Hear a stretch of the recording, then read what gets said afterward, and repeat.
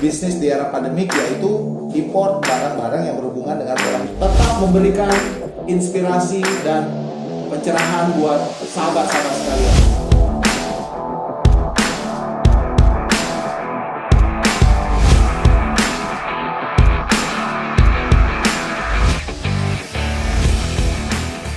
Halo para sahabat pencari inspirasi, ketemu lagi dengan saya, Indra.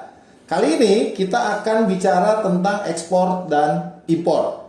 Melanjuti pembicaraan kita di video sebelumnya, kita sudah berbicara tentang peluang bisnis di era pandemik, yaitu impor barang-barang yang berhubungan dengan pola hidup sehat. Nah, kali ini saya akan bicara tentang ekspor, impor, serta HS Code seperti janji saya di video yang lalu. Nah, ekspor impor itu apa sih yang harus diketahui? Ada 3 hal yang harus diketahui oleh sahabat pencari inspirasi semua kalau teman-teman, sahabat-sahabat semua mau ekspor. Pertama, yang paling penting menurut saya adalah pengetahuan terhadap produk yang akan diekspor maupun diimpor, ya. Yang kedua, pengetahuan tentang penjual ataupun pembeli, ya. Kalau dalam terminologi ekspor impor gitu ya, penjual itu kita sebut sebagai seller dan pembeli itu kita sebut sebagai buyer. Nah, yang ketiga, selain pengetahuan tentang produk, pengetahuan tentang penjual atau pembeli, yang tidak kalah penting adalah pengetahuan tentang prosedur atau proses serta dokumen dalam proses ekspor maupun impor. Itu penting sekali supaya teman-teman bisa menjalankan proses ekspor impor secara lengkap tanpa kendala apapun, ya. Nah, berkenaan dengan HS Code gitu ya, kita perlu tahu detailnya. Karena dalam proses ekspor impor, pemahaman terhadap dokumen dan istilah itu adalah sesuatu yang penting, ya. HS Code itu diperlukan dalam proses ekspor impor karena apa? Ada 2 hal, ya. Pertama, HS Code perlu diketahui supaya teman-teman sahabat-sahabat semua tahu tentang besarannya pajak, ya, besaran pajak yang akan dikenakan. Kalau diimpor ada namanya bea masuknya, PPN-nya, dan PPh-nya. Kalau dalam ekspor ada disebut dengan istilah pajak keluar, ya, pajak yang dikenakan untuk barang-barang yang akan diekspor. Itu yang pertama, berkenaan dengan besaran pajak. Yang kedua, HS Code itu penting diketahui untuk mengetahui apakah barang yang akan diekspor atau diimpor itu memiliki larangan ataupun pembatasan. Kenapa sih dilarang dan kenapa dibatasi, ya? Ada beberapa barang komoditas tertentu gitu ya, barang-barang tertentu yang nggak boleh diekspor dari Indonesia ke luar negeri, ya. Begitu juga ada barang-barang dari luar yang nggak boleh diimpor masuk ke Indonesia, ya. Contohnya apa, Bang? Kalau contohnya apa, Mas, yang nggak boleh diekspor ke luar negeri? Misalkan biasanya yang berhubungan dengan bahan mentah, misalkan rotan yang tidak diolah apapun itu dilarang. Kayu yang tidak diolah apapun itu dilarang untuk diekspor. Terus kalau barang yang nggak boleh diimpor apa? Biasanya barang-barang yang berhubungan dengan scrap, ya, limbah B3, ya. Ada barang-barang yang di luar negeri dianggap sebagai limbah, kemudian diekspor di Indonesia. Nah, itu yang nggak boleh karena Indonesia bukan sebagai tempat penampungan akhir, ya, dari sampah produk di luar negeri. Nah, pertanyaan berikutnya adalah, Mas, HS Code itu apa sih sebetulnya? Nah, HS Code itu saya sampaikan ke sahabat-sahabat semua, HS Code itu adalah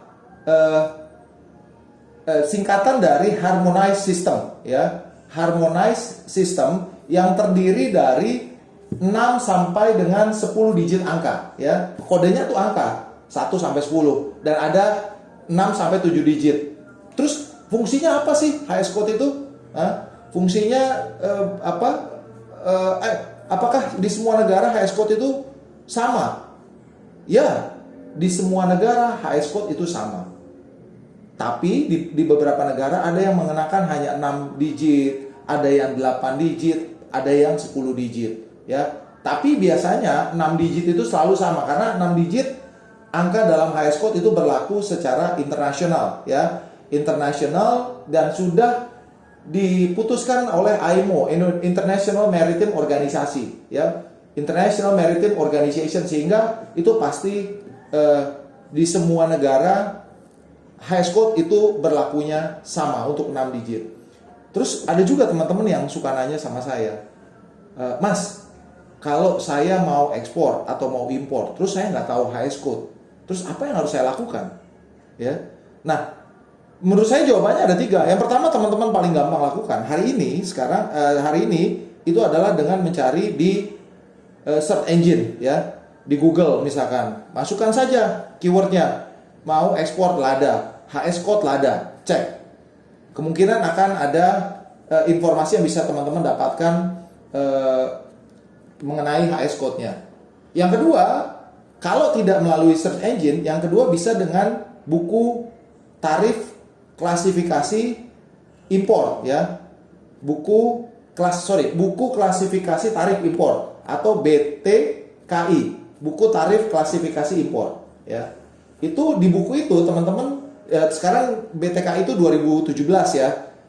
Indonesia sekarang mengenakan 8 digit, ya, 8 digit HS code. Nah, di situ teman-teman bisa lihat detailnya, bea masuknya berapa, PPN-nya berapa, PPh-nya berapa. Nah, terus kemudian apakah ada lartas atau tidak. Itu yang kedua, ya. Yang kedua teman-teman bisa lihat di yang ketiga, teman-teman bisa juga melalui ada Excel-nya, ya.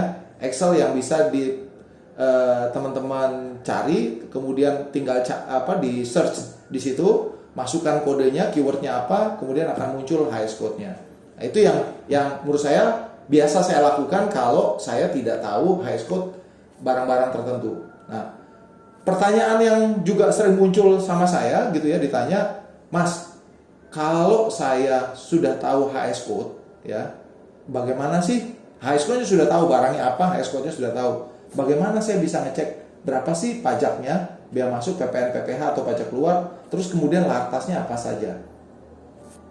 Di Indonesia, pemerintah Indonesia sudah punya portal namanya INSW, ya, Indonesian National Single Window System, ya, INSW.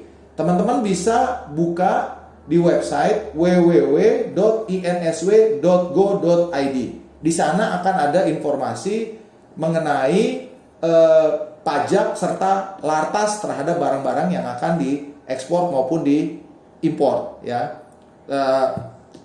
Itu sangat mudah. Nanti kita akan tunjukkan gimana caranya mengakses www.insw.go.id. Terus yang paling banyak dan paling sering ditanyain sama teman-teman yang sudah impor, Mas Indra, kalau saya sudah tahu HS code, saya sudah tahu pajaknya berapa, terus kemudian lartasnya saya sudah tahu, terus saya impor. Nah, pertanyaannya, dan saya yakin itu yang saya import adalah tangan pertama atau produsen. Tapi kenapa harganya sesudah masuk di Indonesia masih nggak bisa bersaing, ya? Ini adalah pertanyaan yang paling sering saya dengar dari teman-teman yang punya bisnis impor, ya. Impor tuh kemudian mereka mau jual. Ada nggak sih sebenarnya cara untuk bisa meminimalisir cost-nya? Kalau kita bicara cost, ya, maka ada 2 komponen cost yang paling besar. Satu, cost terhadap barang, ya. Teman-teman beli di tangan pertama atau tangan keberapa. Kalau memang sudah langsung dari pabrik langsung atau tangan pertama langsung, berarti asumsinya barang tersebut sudah sangat kompetitif. Yang kedua adalah biaya transportasi, ya. Transportasi, cost biaya pengiriman dari luar negeri ke Indonesia. Kalau biaya pengiriman kita bicara biaya kapalnya mungkin kurang lebih sama, ya, 11-12. Yang beda biasanya adanya di biaya bea masuk dan PPN serta PPh-nya, ya. Yang saya mau bilang begini, beberapa penjual atau kompetitornya sahabat-sahabat semua mungkin melakukan mekanisme import yang tidak lazim, ya. Kalau dalam istilah import tuh ada namanya import resmi dan import borongan. Bedanya apa, Mas? Kalau import resmi, teman-teman harus bayar bea masuk, PPN dan PPh. Bea masuk mungkin bisa teman-teman akalin kalau negara tujuannya adalah negara-negara yang punya agreement dengan Indonesia, sehingga ada pembebasan bea masuk melalui SKA, surat keterangan asal. Ada form A, form B, form C, form D, form E, bea masuknya bebas. Tetapi apakah itu cukup? Kalau tidak cukup, berarti kemungkinan kompetitornya sahabat-sahabat sekalian itu melakukan impor yang disebut dengan borongan atau istilahnya door to door. Kalau door to door, mereka tidak bayar bea masuk, tidak bayar pajak, dan tidak bayar PPN serta PPh. Nah, gimana caranya gitu? Nah, itu banyak prosedur, banyak teknisnya orang-orang melakukan impor borongan. Tetapi itu ada, realitanya ada. Saya tidak bisa sampaikan ke teman-teman, tapi banyak yang melakukan mekanisme pengiriman barang dengan metode yang seperti itu, ya. Itu saja informasi sharing yang bisa saya sampaikan ke teman-teman sekalian, sahabat-sahabat sekalian. Kita ketemu lagi di video-video berikutnya. Sekali lagi jangan lupa tulis komen, diskusi tema-tema apa yang akan diangkat di video-video berikutnya. Jangan lupa juga like dan subscribe supaya saya lebih semangat untuk bikin konten-konten yang tetap memberikan inspirasi dan pencerahan buat sahabat-sahabat sekalian. Salam inspirasi, sukses buat kita semua.